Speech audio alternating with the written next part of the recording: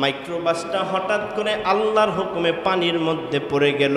লোকটা কান্না করতেছে আর টিভির সামনে সাক্ষাৎকার দিতেছে, শোনো দুনিয়ার মানুষ, আমি বের হয়ে গেলাম মাইক্রোবাস থেকে, আমি টান দিয়ে আমার স্ত্রীর টান দিলাম, আয় বিবি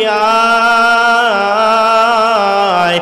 স্ত্রী বাচ্চাটারে জড়ায় ধইরা বলল, স্বামী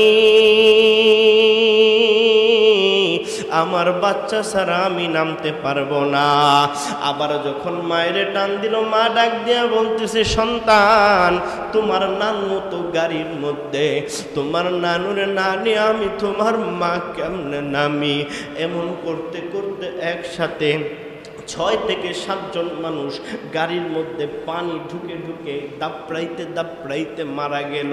আহারে সোনামণি, বাহাদুরি করবি না, দুনিয়ার মধ্যে থাকতে পারবি না। 1 মাস আগে টিকিট কাটলো, আম্মুরে ফোন দিয়া বলে, মা তোমার কলিজার টুকরা সোনামণি দেশে আসতেছে। বিবিরে ডাক দেয়া বলে, রে বিবি রেডি থাইকো, আমি আসতেছি। বাবারে ডাক দেয়া বলে, বাবা বাজার সদাই কি লাগবে, তোমার জন্য কি আনবো বলো। ছেলে মেয়েগুলারে ডাক দেয়া বলে, সোনামণি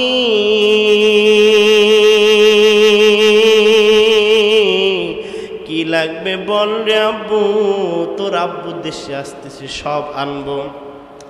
ফ্লাইট হয়ে গেল, টিকিট হয়ে গেল, প্লেনের মধ্যে উঠলো। খুশির সংবাদ পাইয়া বাবা মা নানু স্ত্রী ছেলে সন্তান ভাই ভাইয়ের বউ সব এয়ারপোর্টে গেছে। সোনার মানিক এতদিন পর দেশে আসবে, প্রবাসী জীবন কত কষ্টের, এই কষ্টের জীবন ছাড়িয়া দেশে আসবে, ফ্যামিলি সহ সবাই গেছে তাকে বরণ করে দেশে উদযাপন করবে। আহারে কত আনন্দর মায়া, দুনিয়াটা সাজাইলো, ঘর দুয়ার করলো, প্রবাস জীবনে থাইকা কত কোটি টাকা খরচ করলো।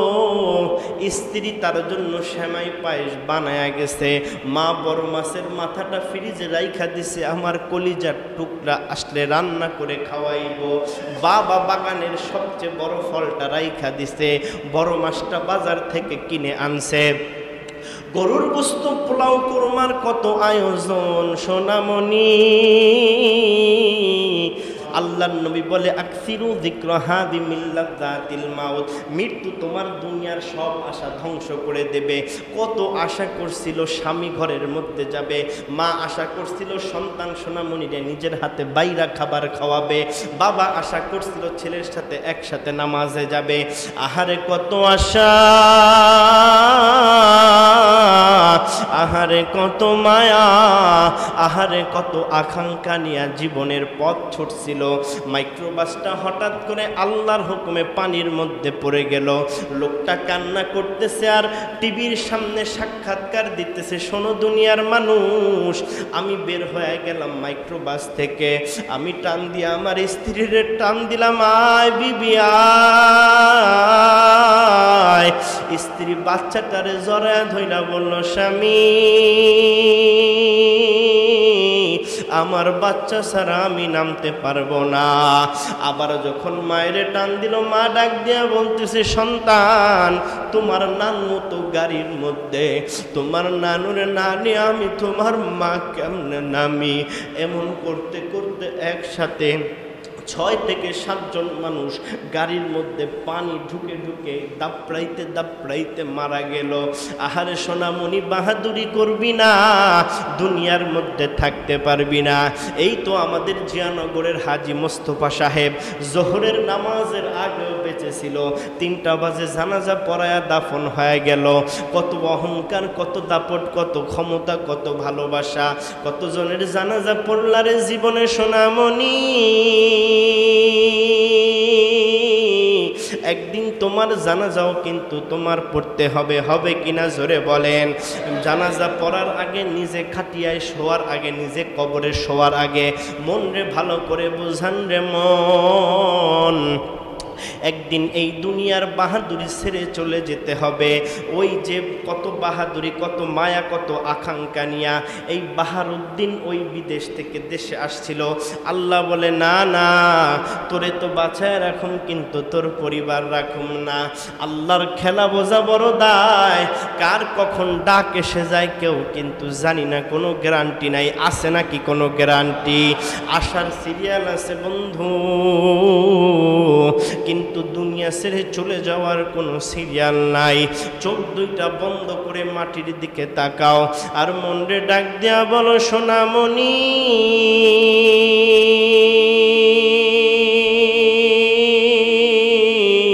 কলিজারে টুকরা যুবক বৃদ্ধ নওজোয়ান বুঝো,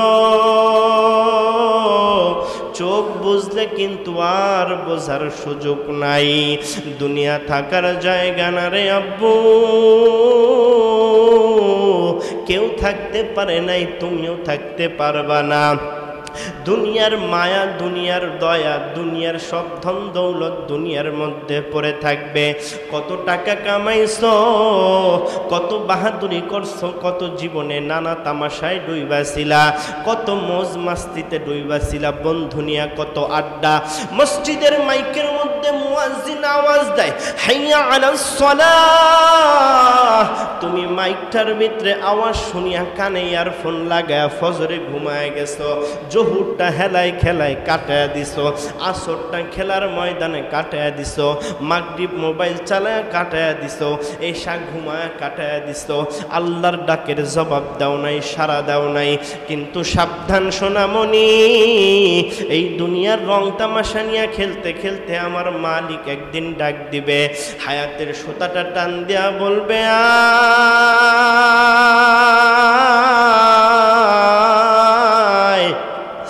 আর সুযোগ নাই। কত না ফরমানি, কত দৌড়া দৌড়ি, কত তামাশা, কত দুনিয়ার মায়া।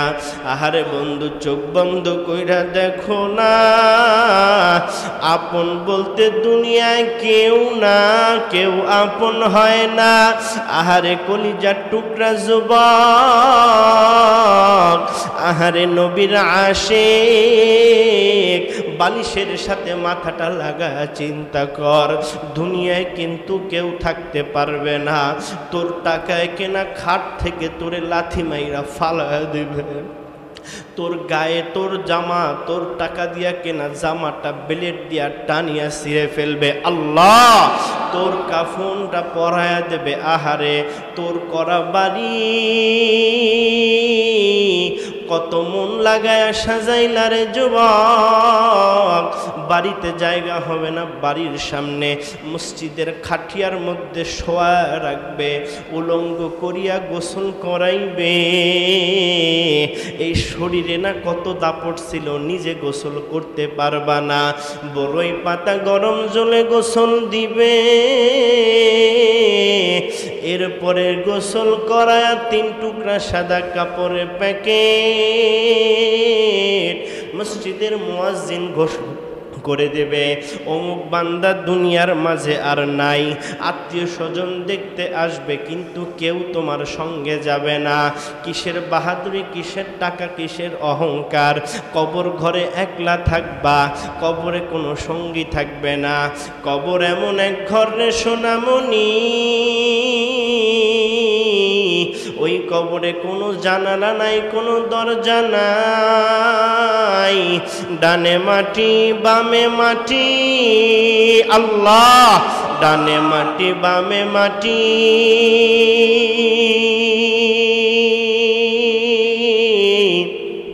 নিচে মাটির বিছানা, উপরের দিকে ছায়া দেখো রে পাগল মন, কাঁচা বাঁশের ছাওনা। আল্লাহুম্মা আমিন, আল্লাহুম্মা আমিন, আল্লাহুম্মা আমিন, আল্লাহুম্মা আমিন। জীবনে না করিলাম বন্দেগি, গুনাহ করে কাটাইলাম জিন্দেগি আমার দয়ার মাওলা রে আমার দয়ার মাসুক রে কোথায় গেলে পাইব তোমার ঠিকানা তওবা করে আবার তওবা ভাঙ্গিলা অবশেষে খাঁটি তওবা করিলাম। আল্লাহ আয় দয়ার মালিক জিয়ানগর আল্লাহ রাসূল মসজিদের দিকে তাকায় দেখো, তোমার বান্দারা টাকা চায় না, পয়সা চায় না, ধন দৌলত কিছুই চায় না। মালিক শয়তানের ধোকায় পড়ে গুনাহ করে ফেলছি রে মালিক, ফিরায়া দিও না, তারায়া দিও না রে মালিক। আল্লাহ দয়া করে মায়া করে তোমার কুদরতি অন্তর মায়া দিয়া ভরা। আল্লাহ তুমি না বলছো দাড়ি পাকা লোক কান্না করলে তোমার লজ্জা লাগে? আয় আল্লাহ দেখো আমার যুবক গুলা কেমনে কান্দে, তোমার কি মায়া লাগে না? তোমার কি দয়া লাগে না রে আল্লাহ? দয়া করে মায়া করে আমাদের সকলের সব জিন্দগির গুনাহগুলা মাফ করে দাও। আয় আল্লাহ হাত তুলছে, আমি জানি না কার মা নাই বাবা নাই, কত জায়গার খবর নেওয়ার সুযোগ আছে, মা বাবার কবরে খবর নেওয়ার সুযোগ নাই। আয় আল্লাহ আমাদের মা বাবার কবরটা তুমি জান্নাতের টুকরা বানায়া দাও। আয় আল্লাহ আমার ভাইরা কত কষ্ট করে এই তাফসীরের মাহফিলে সময় দেয়, আল্লাহ এদের কুরবানি তুমি তোমার নাজাতের ফয়সালা করে দাও। আয় আল্লাহ এমন এমন কথা আমার জবান থেকে তুমি বের করে দাও যা দ্বারা আমি সহ আমার ভাইরা উপকৃত হতে পারে। আয় মালিক এই তাফসীরুল কুরআন মাহফিলকে তুমি আমাদের হেদায়েতের জরিয়া বানায়া দাও। আয় আল্লাহ আমাদের নাজাতের ওসিলা বানায়া দাও। আল্লাহ তোমার কাছে কি চাইবো, আমাদের সব প্রয়োজন তুমি জানো, আমাদের প্রয়োজন অনুযায়ী তুমি আল্লাহ আমাদের মাফ করে দাও, প্রয়োজন অনুযায়ী সব ব্যবস্থা করে দাও। সুবহানা রাব্বিকা রাব্বিল ইজ্জাতি আম্মা ইয়াসিফুন ওয়া সালামুন